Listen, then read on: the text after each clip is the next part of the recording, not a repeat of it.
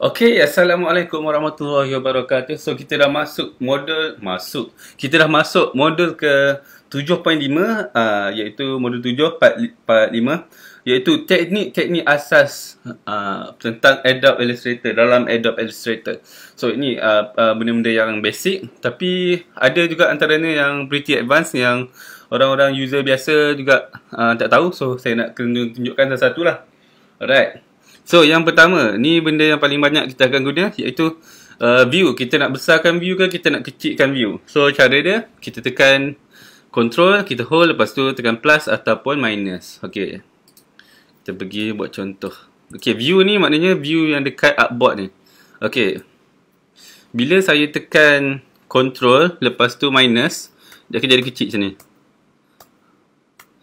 Tekan control, hold, lepas tu tekan minus atau plus. So kita nak besarkan balik, tekan control, lepas tu tekan plus. So kita akan banyak main benda ni sebab kadang-kadang tu kita perlukan, kadang-kadang tu elemen dia tu besar. So macam contoh macam ni, gambar besar macam ni. So kita nak kena tengok gambar tu, so nak kena besar kecil macam ni lah. Right. So this is pretty basic. Control plus ataupun control minus. Okay, and then dua cara untuk copy paste. Okay, cara yang pertama mostly semua orang dah tahu kan. Copy, lepas tu kita paste. Ataupun tekan Ctrl C, lepas tu kita paste, tekan Ctrl V.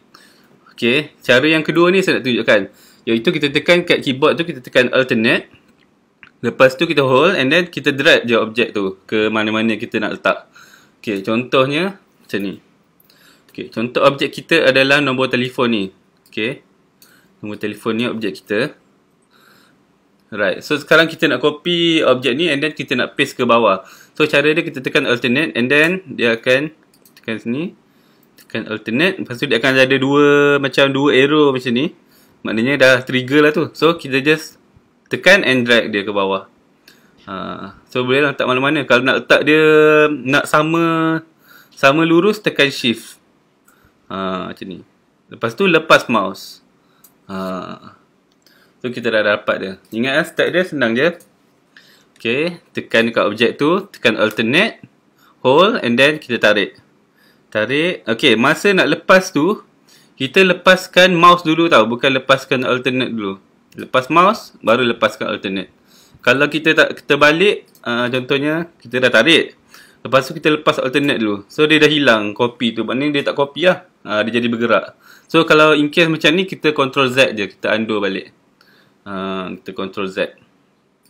Ctrl Z untuk undo. Undo ni maknanya nak patah balik lah. Contoh kita dah copy kan. Copy. So kita nak patah balik, sama ada kita edit, lepas tu kita undo move, Ctrl Z. Ctrl Z. Ataupun kita tekan Ctrl Z. Itulah maksud saya. Okay. Alright. Apa lagi? Oops. Okay. Dua cara copy paste. Okay, paste in place.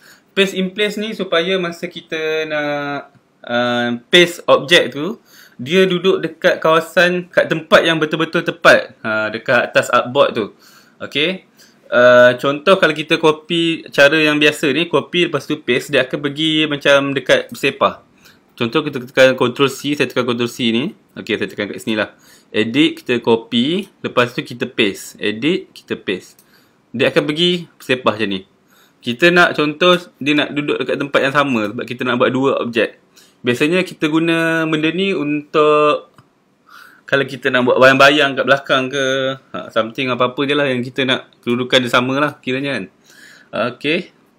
So kita boleh tekan Ctrl C ataupun kita pergi dekat edit, copy, Ctrl C. Lepas tu kita pergi dekat objek, edit and then paste in place. Ataupun Ctrl Shift V. So dia ada dua. Okay, dekat sini kita tak nampak, tapi actually ada dua sebenarnya. So kalau saya alih ni, ada lagi satu. Okay, ada dua. Okay, biasanya kita gunakan ni kalau kita ada dua jenis artboard. Okay, contoh saya buat ada dua artboard.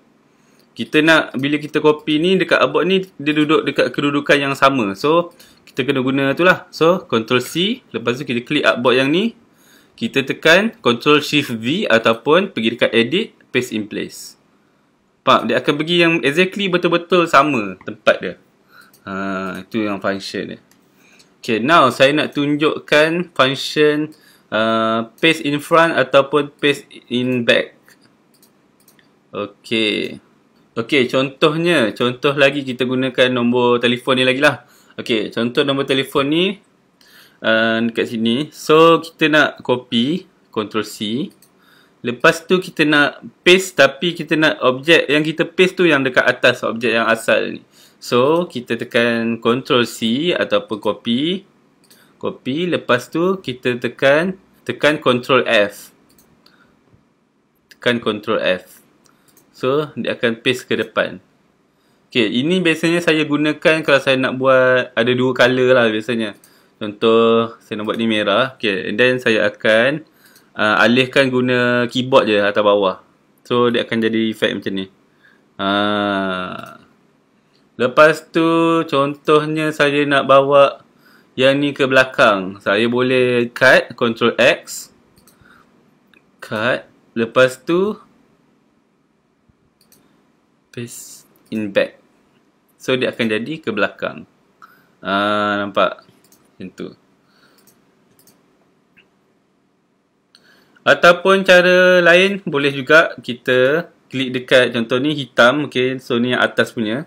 Kita right click dekat dia, kita tekan arrange. Lepas tu, send to back. Maknanya dia akan hantar ke paling belakang dalam banyak artwork. Contoh lah, ada banyak kan. Ada ni, lepas tu ada ni lagi. Ada merah, lepas tu ada kuning. Okay. So yang sekarang ni, yang kuning ni yang paling depan. Kalau kita perasan, ni paling atas, ni kedua atas.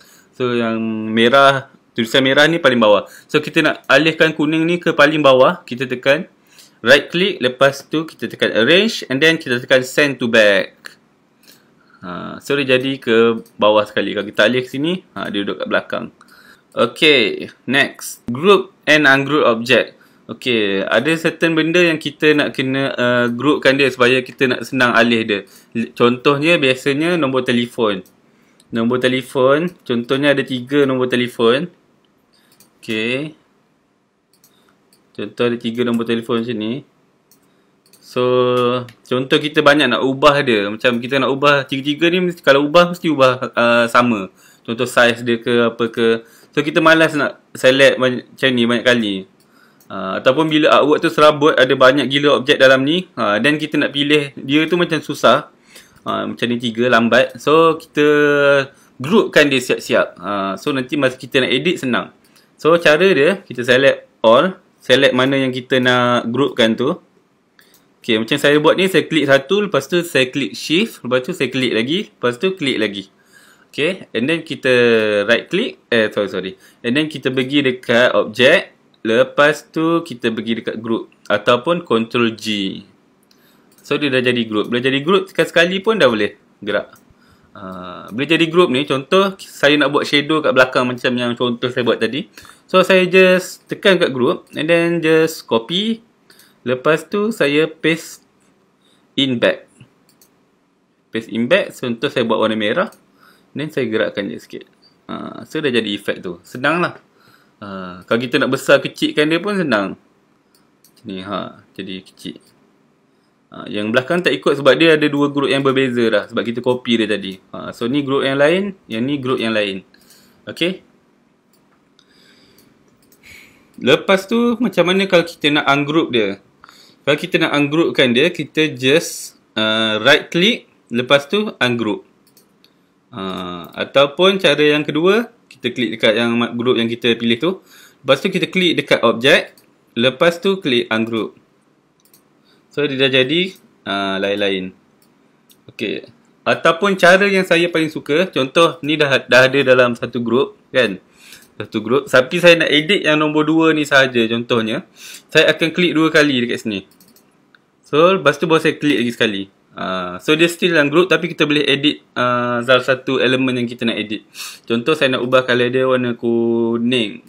Kuning, tak nak kuning, warna hijau contohnya. Okay. So dah tukar warna hijau. Lepas tu macam mana kita nak patah balik. Kita nak, ni dalam mode dia panggil apa nama, dalam group ni lah. Ni benda dalam group. So kita nak patah balik, kita just double click kat luar. So kita dapat patah balik. Sebab nanti benda-benda lain dia akan jadi warna pudar tau. Okay, group dengan ungroup sudah. Okay, lock object. Okay, lock ni untuk supaya kita senang nak pilih sesuatu objek tu tanpa terklik dekat dekat background ataupun benda yang dia macam pening sikit. Saya susah nak explain, tapi nanti akan ada situation di mana korang akan rasa serabut. So korang kena lock dulu benda tu baru senang. So macam yang saya ajar sebelum ni, kita boleh lock dekat layer. Kita alihkan dia dekat layer yang kita nak lock. Ataupun cara yang kedua, kita boleh lock satu objek tu. Contohnya dekat background ni, saya nak pilih nombor ni macam susah sebab macam serabut. Dia asyik terhighlight macam je ni kan. Dia terhighlight. So macam serabut sikit lah. So kalau in case jadi macam tu, kita boleh lock dulu benda yang serabut tu. So contoh gambar ni serabut. So saya tekan gambar ni and then saya lock dia. So cara nak lock, kita pergi dekat object. Lepas tu kita klik je dekat lock and then pergi dekat selection. Ataupun ada cara mudah iaitu guna keyboard shortcut lah. Apa lagi? So kita klik dekat gambar, kita tekan Ctrl 2. Ingat 2 lock, 2 lock, lock 2. Bila 2 je maknanya lock. So Ctrl 2. Okay. So kalau nak unlock, kita kena klik dekat objek. Lepas tu unlock all. Dia memang unlock all je. So semua benda yang dah kita lock tu jadi unlock lah. Dia tak boleh nak pilih. So unlock dia dah ni dah boleh pilih. Macam tadi kita lock, sekarang ni saya lock. So dah tak boleh. Dia tak ada dah serabut tu. So senang lah nak pilih. Contoh saya nak pilih banyak macam ni kan. Tak adalah gambar ni terikut sekali. Contoh saya nak select ni. Saya nak select ni nombor telefon saja. Saya tak nak yang gambar ni. So bila tarik ni, gambar pula yang tergerak. So kena tarik dari sini. Bila tarik dari sini, gambar ni pun ikut sekali. So leceh lah. That's why kita lock. Right. Next. Terbalikkan atau kita nak pusing objek. Okay. Okay, caranya mudah je. Okay, benda pusing-pusing ni adalah benda yang quite basic juga. Sometimes kita perlu nak pusingkan dia. Contoh biasanya teks lah. Contoh teks. Kita buat nombor telefon ni. Okay, biasanya. Okay, contoh saya punya design ada macam sengit macam ni. Contoh sengit macam ni. Okay, so saya nak letak nombor phone ni sengit ikut benda ni. So saya kena pusingkan dia. So cara nak pusingkan tu, first cara yang susah, saya tunjuk cara yang susah dulu. Transform, lepas tu kita pilih dekat rotate. Rotate. So baru kita pilih nak rotate macam mana, lepas tu kita preview. Ni leceh sikit lah, saya tak minat cara ni. Macam pening. Tapi tak ada pening sangat pun. Macam ni dapat lah. Ni pun kena adjust lagi. So cara yang saya suka guna adalah okay, dekat sekejap kita undo balik. Okay. Okay, perasan dekat corner ni ada petak putih ni. Kita macam hover, kita bukan tekan tau, kita macam sentuh je. Atas sikit pada bucu tu. So dia ada keluar macam arrow 2 melengkung macam ni. And then kita tekan, lepas tu baru kita pusing. Kita boleh pusing secara manual. Macam ni. So kita boleh susun kat sini. Kalau tak puas hati lagi, oh macam ni besar, ni kecil. So tak betul-betul ni lagi. So kita buat macam ni. So dapatlah dia sengit macam tu. Right? Lepas tu situation kedua, contohnya kita nak terbalikkan dia. Kita nak terbalikkan objek ni. Contoh saya nak buat lagi satu tapi kat atas ni. So kalau saya just duplicate je, tekan alternate ni, dia jadi macam ni. So kita nak dia terbalik. So right click dekat sini, lepas tu kita pergi dekat transform. Lepas tu kita pergi dekat reflect. Kat sini ada horizontal ataupun vertical. Ni saya ada ajar tak silap masa preparation artwork kot. Kat kahwin tu. So kita boleh pilih horizontal sebab kita nak dia atas bawah. Okay. Ni dia dah preview dulu. Kalau ni, dia pusing macam ni. Right? Lepas tu tekan OK. Ataupun cara kedua, kita boleh pusing dia secara manual. Okay, contoh saya duplicate dia ke sini. Okay, lepas tu kita sentuh kat atas ada melengkung ni. Lepas tu kita tarik, pusing. Sambil tu tekan shift. So, boleh juga jadi macam ni. Kan cantik? Nampak tak? Contoh kita letak Coach Is sewa. Tiba jadi macam design business card pula. Padahal nak buat contoh je. Okay.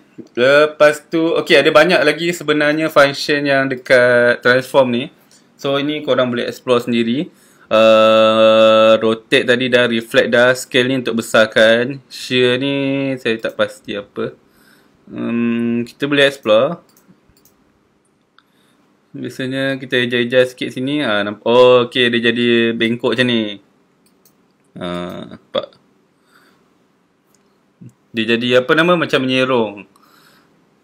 Macam ni, kita try adjust ni. Oh, dia jadi macam tu. Boleh explore lah benda ni, function ni. Right. Lepas tu, rasterize gambar ataupun image. Okay, ini pun benda yang kita kena tahu juga sebabnya. Sebab sometimes gambar yang customer bagi tu terlampau besar. So, bila terlampau besar, nanti Xprint atau Xcut akan reject kita punya artwork sebab dia kata terlalu besar. File jadi terlalu besar sebab gambar tu yang besar. So, kita kena rasterize dulu gambar tu. Baru dia jadi kecil sikit. Sebab biasanya contoh kamera zaman sekarang kan pixel tinggi-tinggi. So, contoh saya letak gambar ni.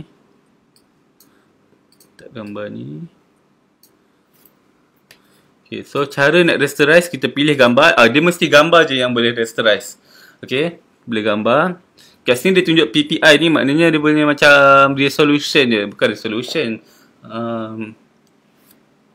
Okay, kat sini dia tunjuk PPI dia 72. Ni dah okey dah sebenarnya. Contoh yang besar macam dia jadi macam berapa 500 ke 1000 ke, banyak sangat kan. So kita nak kena trace dia. So cara kita nak trace, kita pergi dekat object and then klik dekat rasterize. Rasterize. Lepas tu kita pilih transparent kat sini dah okey. Resolution kita boleh pilih 300 ataupun 150. So kita tekan okey. Okay, biasanya rasterize ni lama sikit. So sekarang dia dah jadi 300 ppi ni. Sometimes ada gambar sampai 1000 lebih ppi, besar sangat. Sebab printer biasanya perlu 300 je dah cukup dah. 150 pun boleh kalau tak besar size dia. Okay. Rasterize. Transparent. Okay. Auto trace image. Okay, ini contoh kita nak trace tapi benda tu simple. Macam gambar ni tak sesuai lah. Trace ni macam contoh customer bagi gambar, lepas tu kita nak jadikan dia objek sebab kita nak ubah dia. Okay, contoh saya ambil logo. Cari logo apa ya? Cari logo je lah. Okay. Macam ni simple sebab dia warna dia basic-basic je. Dia tak ada yang melengkung sangat. Macam ni agak susah. Okay, contoh saya ambil gambar ni copy image. Okay. So sekarang ni contoh kita nak edit warna ni, warna kuning ni contohnya. So kita kena trace dulu sebab sekarang ni dia dalam bentuk gambar.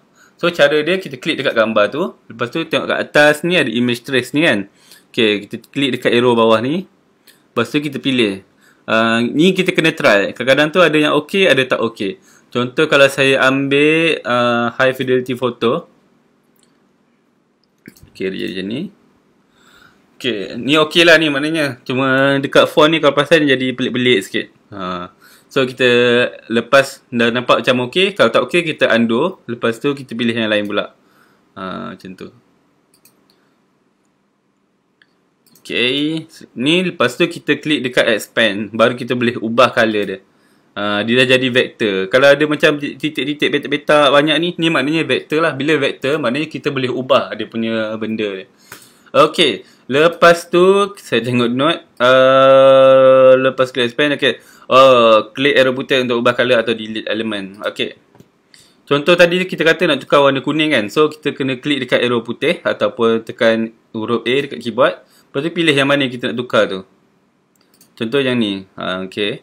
So, boleh tukarlah colour kat sini. Jadi hijau ke, biru ke, pink ke contohnya. Lepas tu perasan tak kat sini ada warna putih. Sebabnya asalnya gambar. So, gambar background dia automatically akan jadi putih. Dia tak jadi transparent. So, biasanya kita kena buang lah gambar ni. So klik dekat arrow putih, and then klik dekat yang mana bahagian warna putih tu. Lepas tu tekan delete je. Dah settle. Lepas tu contoh kalau kita nak tukar Safi Real Estate ni, kita boleh klik manually macam ni, ataupun kita masuk dalam dia. Okay, sekarang ni kalau kita nampak ni sebenarnya ada banyak objek dalam ni. Dia dah groupkan dah sebenarnya. Nampak ni group. So kita nak edit dalam group ni supaya senang kita nak edit. So klik 2 kali. Saya ajar tadi. Okay. Lepas tu kalau still ada group lagi, klik lagi 2 kali. Sampailah bila kita tekan tu, dia dah tak ada group. So baru kita boleh select.